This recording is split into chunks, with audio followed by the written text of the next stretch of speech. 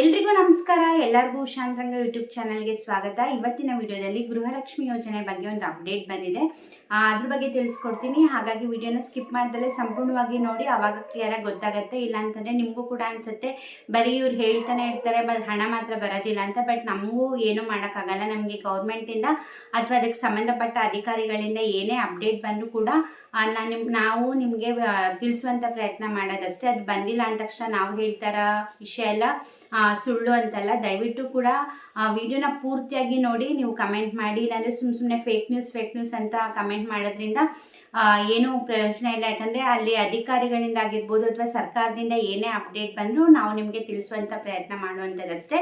ಹಾಗಾಗಿ ಸ್ಕಿಪ್ ಮಾಡಿದರೆ ಸಂಪೂರ್ಣವಾಗಿ ನೋಡಿ. ಯಾರೆಲ್ಲ ಫಸ್ಟ್ ಟೈಮ್ ಚಾನಲ್ ನೋಡ್ತಾ ಇದ್ದೀರಾ, ನನ್ನ ಹೆಸರು ಉಷಾಂತರಾಗ ಯೂಟ್ಯೂಬ್ ಚಾನಲ್ನ ಸಬ್ಸ್ಕ್ರೈಬ್ ಮಾಡಿಕೊಂಡು ಬೆಲ್ ಐಕನಲ್ಲಿ ಆಲ್ ಅಂತ ಸೆಲೆಕ್ಟ್ ಮಾಡಿ.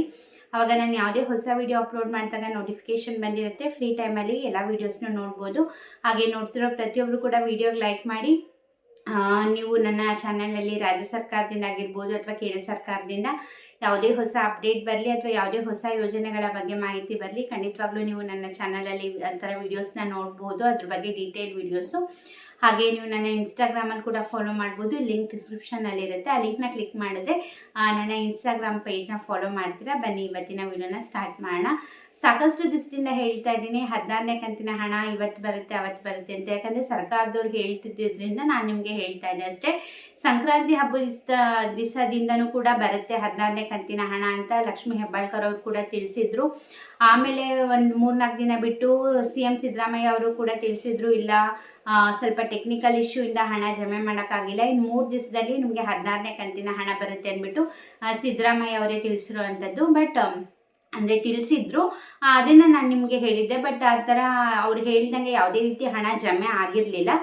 ಬಟ್ ಇವಾಗ ನಿಮಗೂ ಕೂಡ ಗೊತ್ತಿದೆ, ಲಕ್ಷ್ಮೀ ಹೆಬ್ಬಾಳ್ಕರ್ ಅವ್ರಿಗೆ ಆಕ್ಸಿಡೆಂಟ್ ಆಗಿತ್ತು, ಹಾಸ್ಪಿಟಲೈಸ್ ಆದರು. ಬಟ್ ಇವಾಗ ಅವರು ಹುಷಾರಾಗಿ ಹಾಸ್ಪಿಟ್ಲಿಂದ ಡಿಸ್ಚಾರ್ಜ್ ಕೂಡ ಆಗಿದ್ದಾರೆ. ಬಟ್ ಅವರು ಡಿಸ್ಚಾರ್ಜ್ ಆದ ಕೂಡಲೇ ಅವ್ರು ಮೊದಲನೇ ಕೆಲಸ ಮಾಡಿದ್ದೇನಪ್ಪ ಅಂತಂದರೆ ಗೃಹಲಕ್ಷ್ಮಿ ಯೋಜನೆ ಅಪ್ಡೇಟ್ನ ಮೀಡಿಯಾದವ್ರ ಮುಂದೆ ಹೇಳಿದ್ದು. ಹೌದು, ಯಾಕಂದರೆ ತುಂಬ ಜನ ಮಹಿಳೆಯರು ಗೃಹಲಕ್ಷ್ಮಿ ಹಣನೇ ನಂಬಿಕೊಂಡು ಸಾಕಷ್ಟು ಕಮಿಟ್ಮೆಂಟ್ ಮಾಡ್ಕೊಂಡಿರ್ತಾರೆ. ಹಾಗಾಗಿ ಅವರಿಗೆ ನಮ್ಮಿಂದ ಬೇಜಾರಾಗೋದು ಬೇಡ ಅಂದ್ಬಿಟ್ಟು ಅವ್ರು ಫಸ್ಟ್ ಮಾಡಿದ್ದೆ ಗೃಹಲಕ್ಷ್ಮಿ ಯೋಜನೆ ಅಪ್ಡೇಟ್ನ ತಿಳಿಸಿದ್ದು.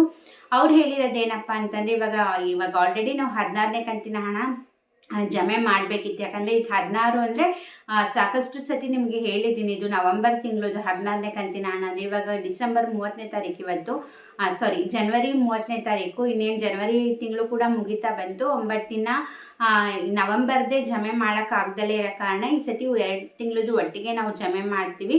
ಫೆಬ್ರವರಿ ಮೊದಲನೇ ವಾರದಲ್ಲಿ 16 ಮತ್ತು 17ನೇ ಕಂತಿನ ಹಣ ಒಟ್ಟಿಗೆ ಜಮೆ ಮಾಡ್ತೀವಿ, 4,000 ರೂಪಾಯಿ ಹಣ ಅಂತ ಹೇಳಿದ್ದಾರೆ.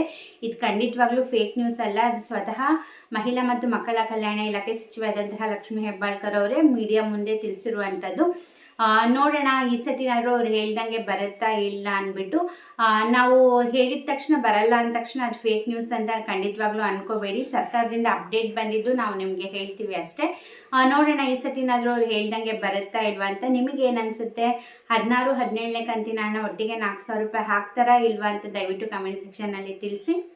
ಇದಾಗಿತ್ತು ಗೃಹಲಕ್ಷ್ಮಿ ಯೋಜನೆಗೆ ಸಂಬಂಧಪಟ್ಟಂತಹ ಹೊಸ ಡೀಟೇಲ್ಸ್, ಅಂದರೆ ಹೊಸ ಅಪ್ಡೇಟ್. ಇದೇ ರೀತಿ ಸರ್ಕಾರದಿಂದ ಏನೇ ಅಪ್ಡೇಟ್ಗೋಸ್ಕರ ಚಾನಲ್ನ ಸಬ್ಸ್ಕ್ರೈಬ್ ಮಾಡ್ಕೊಳ್ಳೋದನ್ನ ಮರಿಬೇಡಿ. ಈ ವಿಡಿಯೋದಿಂದ ಸ್ವಲ್ಪನಾದರೂ ಮಾಹಿತಿ ಸಿಕ್ತು ಅಂತಂದರೆ ದಯವಿಟ್ಟು ವಿಡಿಯೋಗೆ ಲೈಕ್ ಮಾಡಿ. ಹಾಗೆ ನಿಮ್ಮ ಅಭಿಪ್ರಾಯನ ಕಮೆಂಟ್ ಸೆಕ್ಷನಲ್ಲಿ ತಿಳಿಸೋದನ್ನ ಮರಿಬೇಡಿ. ಹಾಗೆ ನೀವು ಡೈಲಿ ನ್ಯೂಸ್ ಕೂಡ ಚೆಕ್ ಮಾಡ್ಬೋದು ನನ್ನ ಯೂಟ್ಯೂಬ್ ಶಾರ್ಟ್ಸಲ್ಲಿ. ಹಾಗೆ ಇನ್ಸ್ಟಾಗ್ರಾಮಲ್ಲಿ ಕೂಡ ಫಾಲೋ ಮಾಡ್ಬೋದು, ಲಿಂಕ್ ಡಿಸ್ಕ್ರಿಪ್ಷನಲ್ಲಿರುತ್ತೆ. ಹೀಗೆ ಸಪೋರ್ಟ್ ಮಾಡಿ, ಹೀಗೆ ಎನ್ಕರೇಜ್ ಮಾಡಿ. ಇಷ್ಟೊತ್ತು ವಿಡಿಯೋ ನೋಡಿದ್ದಕ್ಕೆ ಥ್ಯಾಂಕ್ ಯು ಸೋ ಮಚ್. ನಮಸ್ಕಾರ.